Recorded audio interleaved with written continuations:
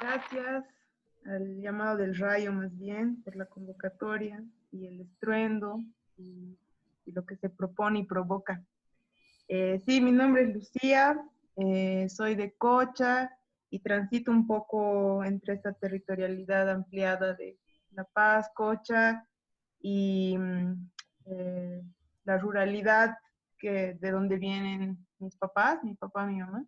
Actualmente estoy viviendo en Pocona, es un valle, en el valle del Cono Sur, ¿no? Más allá del Valle Alto. Y, y sí, sigo estudiando historia, retomando ese camino. eh, y me dedico a la danza, soy bailarina de danza contemporánea y me encuentro también investigando y tratando de atravesar también las preguntas que me atraviesan de la historia con el cuerpo y, y viceversa por ahí. Eh, y bueno, también los últimos años he estado trabajando en proyectos y en procesos de contrainformación y comunicación de abajo y nutriéndome un poco de las luchas por el territorio, principalmente las luchas por las mujeres, y tratando de hacer seguimiento y desde esas narrativas, ¿no? Eh, y eso, creo, principalmente. Me parece interesante el trabajo que has desarrollado hace ya varios años en torno a la construcción de una biblioteca y de un espacio colectivo de construcción comunitaria. Si nos puedes contar un poco en torno a ese proyecto que has gestionado con una colectividad. Sí, bueno, en realidad es un proyecto, yo lo leería de largo aliento, que involucra un montón de personas y coyunturas. Y en la última, digamos, que es en la que he participado y que ya son más de 7 años que desde que ha iniciado, se han juntado como varios proyectos de bibliotecas que se fueron construyendo en el tiempo, también desde la práctica principalmente libertaria, anarquista, ¿no? Y en este espacio también tenía esa particularidad. Y bueno, habitamos la mayor parte del tiempo en un barrio periférico en Guayllani, en Sacaba, Cochabamba, y fuimos juntando estos materiales dispersos y retomando principalmente motivadas por esta idea de que es muy difícil para una acceder muchas veces a publicaciones, a materiales, ¿no? Económicamente comprarse un libro, etcétera, es difícil, entonces hay la idea de construir un bien colectivo, digamos, ¿no? Desde esas motivaciones, desde personales hasta colectivas, y después plantear hacer como un espacio en el que otras personas puedan ampliar de este material rico, y por eso había esa necesidad de plantearlo en una periferia, en un barrio, ¿no? Como una biblioteca barrial. Y bueno, también el trabajo de archivo que se ha hecho, digamos, como una memoria de la movida anarca, ¿no? Local sobre todo, pero además en el territorio mal llamado Bolivia, desde la recuperación de fanzines, CDs, como la literatura subterránea o la producción subterránea, y creo que ahí está principalmente ese aporte, ¿no? Ahí está. En tu perfil, digamos que una cuestión que me parece que es fundamental y que se relaciona directamente con tus prácticas es la centralidad que ocupa el territorio para ti como persona, ¿no? Entonces, creo que es esa cuestión, esa tensión entre el campo, la urbe, es algo que en tu vida ha sido un tema recurrente que te ha llevado a tomar decisiones diversas, ¿no? Desde habitar o transitar con colectivos que estaban manifestándose, desde zonas más amazónicas, hasta tu vínculo directo con el espacio que estás habitando ahora, que es Pocona.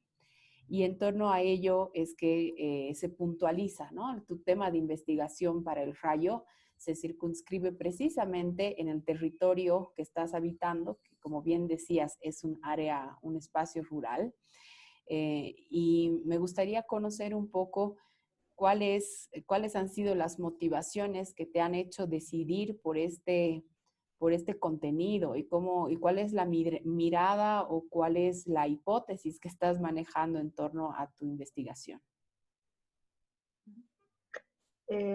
Sí, yo siento que igual esos vínculos nos habitan a todas, ¿no? Entre la ruralidad y la urbanidad, solo que muchas veces como son vínculos más silenciados y en otras con más necesidad de escucha.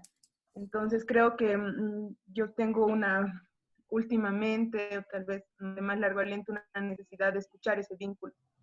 Y ahora se ha profundizado, obviamente, que por las circunstancias de la pandemia, la cuarentena y como en muchos casos, en mí nos ha llevado como a volver, ¿no? Y el estar habitando allá, pues te mantiene en ese lugar también de los pulsos de escucha de una cotidianidad diferente, donde se plantean narrativas diferentes, formas diferentes, pulsos de velocidades diferentes. Y bueno, cuando me ha llegado el llamamiento del rayo, se me han abierto como muchas cosas porque creo que la radio como trinchera, como lugar de enunciación, de resistencia, es como un lugar muy potente donde además está muy atravesada nuestra historicidad desde lo cotidiano hasta donde nos hemos ido levantando resistencias o luchas, creo, no solo nuestras, ¿no? Sino como un colectivo amplio. Y en ese sentido, me ha gustado como la idea de recuperar estas historias, ¿no? Además que yo ya me venía preguntando un poco sobre el trabajo que habían hecho las radios comunitarias, rurales, independientes o locales en la historia y cómo dialogaban con las regiones, las comunidades que las generaban y cómo estas radios o como el trabajo oral también, que es algo que a mí últimamente me está volviendo a sonar mucho, ¿no? Eh, tenía más diálogo horizontal con las comunidades, ¿no? O sea, con la comunicación, digamos. Y entonces, también estando ahí, me he ido acordando cómo era la radio ahí cuando era más niña o recordando como ciertas cosas que atravesaban mi memoria. Entonces, como con esas hipótesis he planteado inicialmente el trabajo, ¿no? Por un lado, de recuperar, por ejemplo, cómo me acordaba yo los espacios de citaciones, de ramilletes, en los que se proponían saludos de comunidad en comunidad o se convocaban a reuniones sindicales, se anunciaban los precios del mercado de ciertos productos o se hacía como un control social a proyectos. Sí, eso, ¿no? Y desde la vida social muy amplia, las fiestas, los lugares de las fiestas, había como un chisme ahí subterráneo entre las comunidades muy lindo, ¿no? Y además el quechua, creo que es algo también muy lindo que tal vez está lindo compartir, que como muchas yo también he sido despojada de la lengua, ¿no? Y como me está costando mucho reapropiarla y siento que ahora escuchando mucho, otra vez reescuchando mucho el quechua, es como una nueva escuela, ¿no? Como reeducar o reliberar la escucha a partir de ese idioma. Entonces creo que ahí también había una propuesta sonora bien linda para compartir con el espacio que creo que se está generando el rayo ahí. Has dicho algunas cuestiones, algunas palabras claves, la organización, cómo las comunidades rurales se organizan y usan la radio como un mecanismo que les permita, digamos, un contacto con territorios relativamente lejanos, ¿no? También has mencionado el diálogo a través de la radio, que esto me parece una cuestión que es súper interesante porque la radio en la urbe tiene una conducta completamente diferente. En la radio en la urbe tú eres el estimado escucha, en la radio dentro de la comunidad te pueden decir, hola Lucía Herbas, buenos días. Y estas cuestiones de la proximidad y de delimitar estos grupos, digamos, estos grupos poblacionales que son más pequeños en el área rural, también permite que se active una comunicación más horizontal y más frontal. Dentro de esto, sin duda, llama la atención el peso que tiene toda la construcción oral, la vocalidad y la oralidad dentro de las culturas o de las comunidades que no viven en el centro de la ciudad, ¿no? Porque creo que la palabra es la herramienta más recurrente, la palabra hablada versus la palabra escrita. Entonces, eso genera que la radio tenga un potencial mayor en estas regiones. Y dentro de eso has tocado exactamente la cuestión del lenguaje, ¿no? La sonoridad, no solamente del quechua, sino el código. Igualmente hay otro paisaje en torno a la música, ¿no? Hay otro paisaje en torno a la fiesta, hay otro paisaje respecto a la tonalidad, a la broma, ¿no? Todas estas cuestiones. En esta investigación y en tu observación y en tu levantamiento de datos, ¿cuáles son las cuestiones que más te han llamado la atención o te han sorprendido, digamos, durante este periodo? Bueno, una que bien fuerte, pero está bien difícil. Han caído muchas radios en FM, ¿no? O sea, yo sentía, por ejemplo, lo que había dicho hace un momento son las hipótesis con las que yo había llegado, y ha sido como muy fuerte encontrarse que hay muchas menos frecuencias ahorita al aire, ¿no? Y creo que antes era más fácil porque o habían más radios piratas en FM o había más radios en AM. Y bueno, también he estado hablando con alguna gente que está ahí sosteniendo ciertos proyectos, que se hace muy caro sostener una radio AM, ¿no? Entonces, como que han ido declinando mucho. Y bueno, tú escuchas las AM y encuentras una radio que sale eventualmente, o sea, bajo estas características, ¿no? De lo comunal o comunitario, y no cuesta hacer el seguimiento, ¿no? O sea, no sé si es el receptor, pero realmente me cuesta muchísimo captar esas señales. Y por el contrario, tengo, no sé, en AM 10 radios chinas, 2 brasileras, 2 quechuistas así buenísimas, pero evangélicas, una francesa, ¿no? Entonces es como, me ha desestabilizado como estas ideas de lo local, que tenía como muchas ganas de mostrar, ¿no? Entonces, entrar mucho de la comunicación local a las narrativas de las radios o los medios hegemónicos que ponen y bajan, sino cómo se plantea esta narrativa. Entonces, de pronto ya es muy difícil escuchar eso, ¿no? Luego me ha parecido rico que sí, de rato en rato, o hayan horarios en los que sí salen estas radios. Entonces, identificar cuáles son los horarios, y así como que muchos horarios los he identificado caminando por el pueblo, por ejemplo, ¿no? Escuchando a qué radio escuchaban, tratando de sintonizar y de tratar de entender también que entonces este trabajo tiene que ver, o sea, la emisión de ciertas radios está relacionada con la cotidianidad de la gente, ¿no? Está como funcional a eso, no está ligada a como otros parámetros, como siento que pasa en la ciudad, ¿no? Es la hora de programas ya predeterminados. ¿Qué más quería decir? Sí. Y sin embargo siento que sigue, bueno, y eso también creo que tiene que ver con el proceso que han atravesado las radios comunitarias con el anterior gobierno y con esta transición también, como este último tiempo, al ser muchos proyectos de radios comunitarias, hay otros que tienen más de 20 años trabajando ahí y que de alguna manera han mantenido cierta independencia, pero hay muchas nuevas que han venido con este proyecto de las radios comunitarias del Estado, que no han perdido esa característica, ¿no? De ser una propiedad del Estado. Entonces, por lo tanto, su discurso es muy funcional a eso y obviamente han quedado muy vulnerables a este cambio de administradores, ¿no? Entonces, como las prioridades del otro Estado, de este nuevo gobierno actual, no ha estado enfocada en sostener estos espacios, ¿no? Entonces, de alguna manera, la escucha de la radio, que era algo que yo le quería dar mucho más valor, al sentirse como vacío, digamos, de ese contenido, aunque no ausente, pero con muchas faltas, he tratado más bien de profundizar en el trabajo de la gente que ha estado haciendo y sosteniendo la comunicación popular, rural, autónoma, no sé si autónoma, pero sí desde ese lugar, ¿no?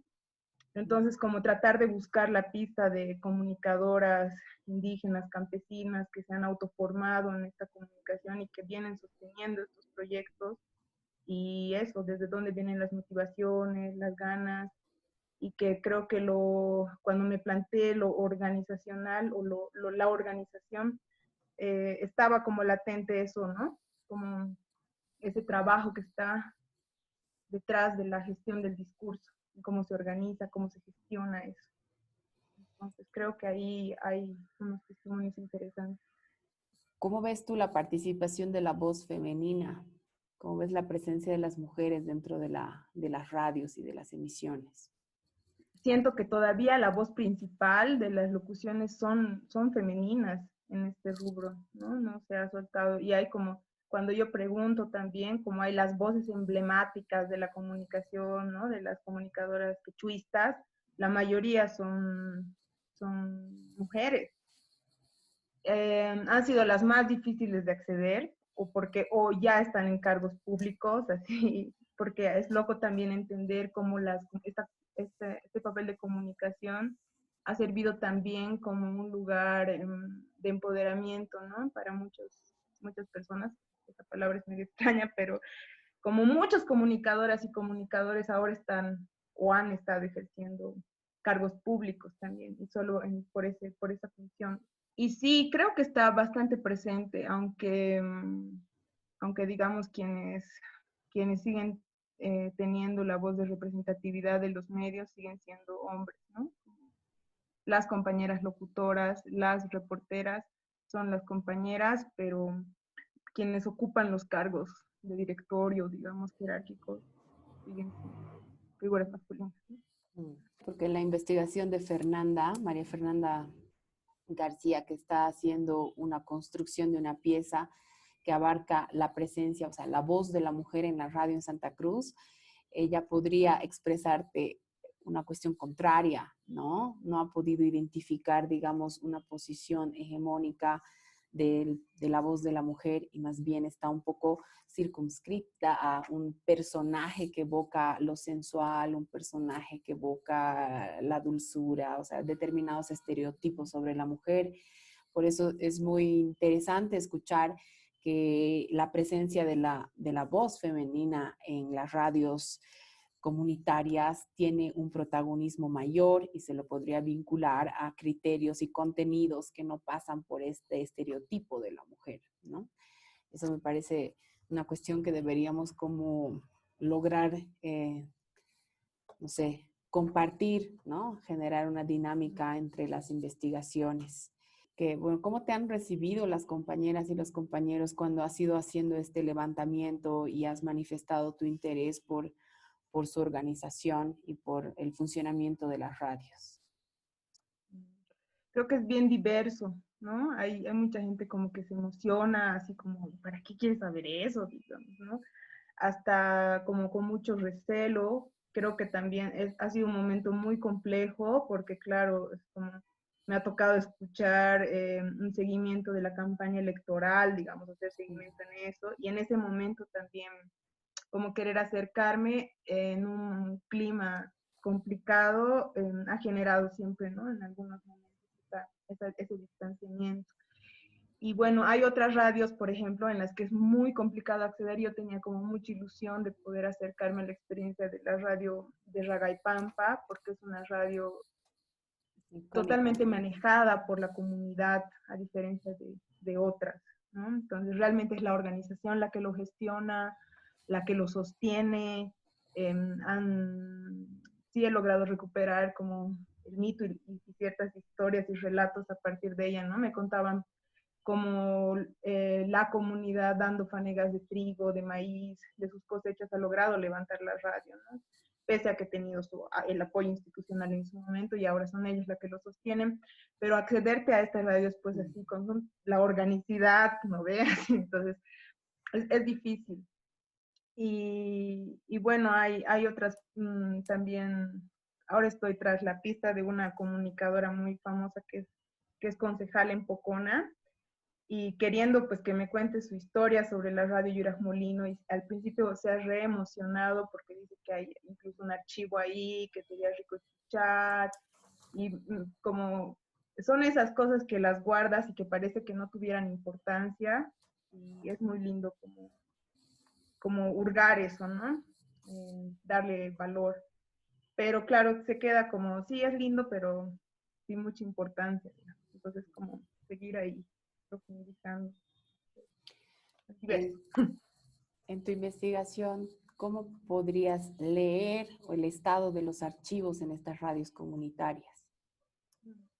Es algo bien, bien importante, ¿no? Porque, claro, aunque yo sea un poco alejada de eso, no puedo mirar mi chip de historiadora en los archivos ahí.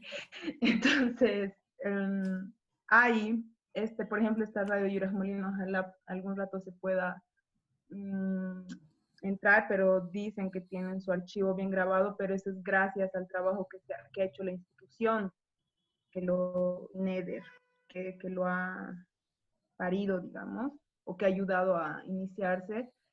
Y a mí lo que me contaba esta compañera Emiliana era que les habían formado como reporteras comunitarias, ¿no? Y para que puedan llegar a tener un puesto de trabajo en la radio, tenían que tener la mayor cantidad de reportajes, y los más lindos, digamos, ¿no? Entonces, como era con cassette, se iban a caminar hacia buscar el reportaje, ¿no? Los reportajes. Pues llegaban a la radio y tenían los cassettes y están ahí. O sea, ella dice que están ahí, ojalá escuchar algún día y se pueda escuchar eso, pero gracias a eso está ahí. Y luego, claro, he tratado de acercarme a otras radios en busca de sus archivos y en general no hay, ¿no? O sea, no hay esa importancia a sostener, a cuidar eso, porque por un lado, no sé, pues es también un gasto económico y la mayoría gestionar una radio ya es de por sí complicado para estos proyectos. Y por otro, ha habido esta transición a lo digital que hace que sea menos importante o más difícil gestionar una memoria de archivo. Sí, es muy difícil. De hecho, me está costando como mucho, por ejemplo, para poder escuchar una radio, incluso he tenido como que ir, digamos, ¿no? Y tratar de estar a la escucha o pedir que por favor me manden un programa, así. Pero las radios no están, salen FM para sus lugares. Cuando un par que sale AM, que son como más antiguas, como esta de Ragaipampo, la de Chihualaque, que tiene más de 20 años ahí, en Vacas, pero las demás son como muy chiquitas y no están saliendo digitalmente. El acceso a Internet en el campo sigue siendo una cosa limitada. ¿Aproximadamente cuántas radios has identificado que están activas en el territorio en el que estás ahora? Más o menos, pucha, tendría que enumerarlas, pero podría decir que en los pueblos grandes, de entre Totora y Misque, deben haber como unas 5, digamos, en los dos, ¿no? 3 y 2, digamos. En Pocona supuestamente hay uno y en Vacas hay uno. Digo supuestamente en Pocona porque no está funcionando. Eso. En Pocona, donde estoy, apenas se logra escuchar la radio de Totora y a veces la de Aiquil. Muchísimas gracias, Lu, por la entrevista, por el tiempo, por todas estas novedades que nos estás comunicando.